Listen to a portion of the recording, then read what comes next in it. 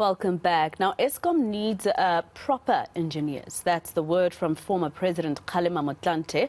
He's hosting a 2-day youth program for high school pupils in Sandton today. And that's where we find my colleague Heidi Giokos, who caught up with him on the sidelines. Heidi, of course, right now the hot topic in South Africa, besides the fact that we're seeing inflation and interest rates going high, is obviously around Eskom. What did the former president say about what we're going through at the moment?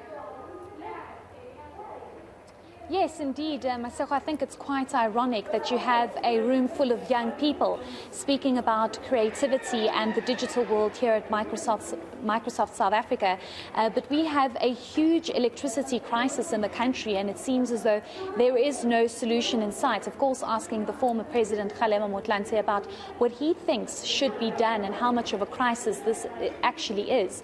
The big question here is the fact that we've had load shedding. We've been subjected to rolling blackouts for almost 15 years, and it doesn't seem as though it's going to get any better.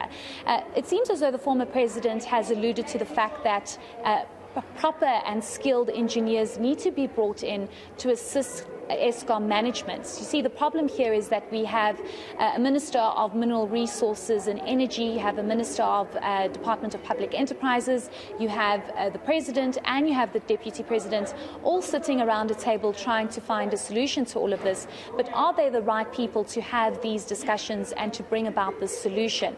The former President saying that it's almost as though a lot of the load shedding stages are underplayed. So we are told it's stage 2, everything is under control, and then we are subjected to stage 6 load shedding.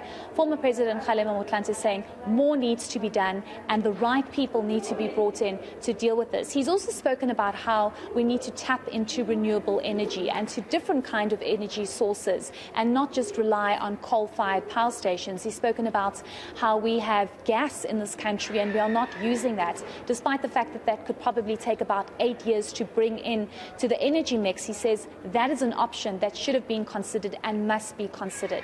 Let's listen to the former president on that.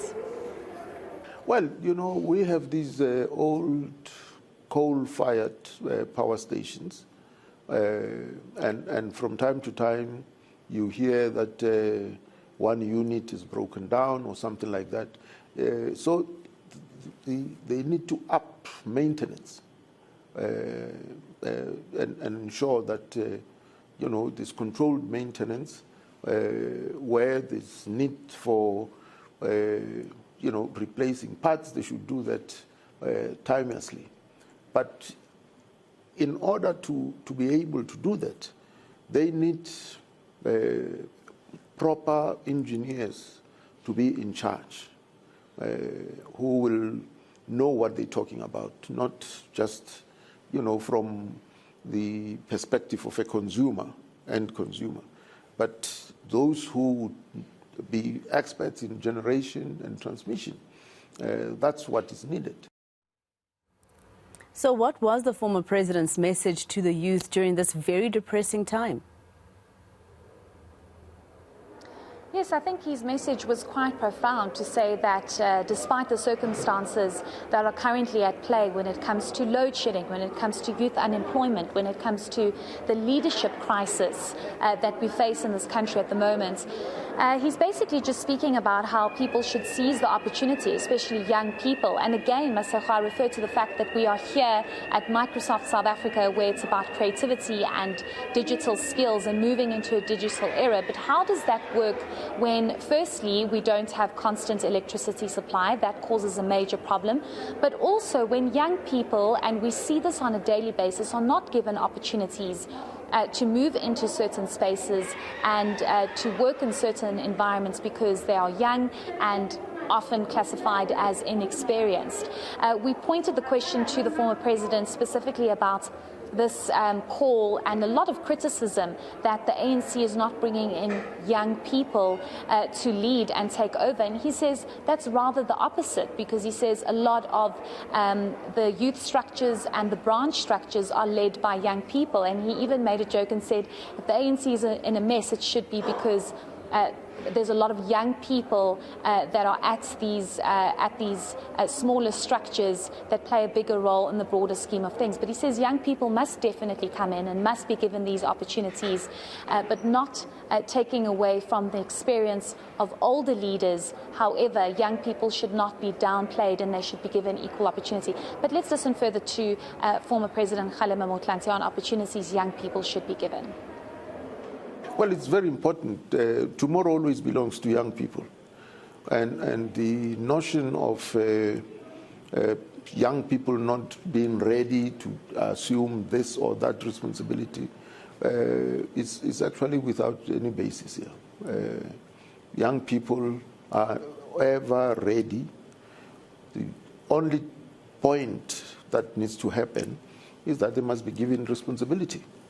If they are given responsibility, they will learn as they do and gain the requisite experience, and they bring, youthful energy and fresh ideas. They question the underpinnings of institutions, and so can basically reconfigure institutions so that they are equal to the challenges of today. And Heidi, we all know that South Africa also faces a leadership crisis, and the ANC is going into its elective conference in December. Did the former president say anything, a message maybe to members ahead of that? Yes, I think the former president was rather scathing when it came to the state of the African National Congress, speaking about the fact that the ANC is, of course, in a period of renewal and unity, but more so that if the ANC does not self-correct and does not stop basically infighting, because we do know that there are a number of factions within the ANC, and that at the end of the day, Masego, if we're really honest about the situation, affects the people on the ground, South Africans who just want basic services and sometimes do not want the political games and the political drama at play within the ANC. He says that if people within the ANC do not sort out their issues and do not self-correct and do not renew the party and have a united front, a true united front, but also deal with aspects of corruption that we are seeing at play almost every single day, he says that people will move on and people will find alternatives. And this is what we are seeing when we're seeing what's happening with coalitions across the country, even here in the city of Johannesburg. He says that the ANC will have to deal with consequences of not sorting itself out, sorting the party out. When we asked him about the leadership crisis and about whether or not the right people are leading the ANC, he says the right people are leading the ANC, but there's, of course, a lot that still needs to be done and a lot of work that still needs to be done. And that might, of course, affect what happens come the ANC elective conference in December. Let's listen to the former president once again on the leadership crisis and the state of the ANC. The ANC is what it is today. It exists as it is today. And the only way renewal is going to happen is for these very members of the ANC to realize that as long as they don't change, the rest of the South African nation would not respect them, would not owe allegiance to them. And so the choice is very clear. Change or adapt or die. Yeah, that's the choice. All right, Heidi Giokos live for us from Sandton in Johannesburg. Let's leave it there for now.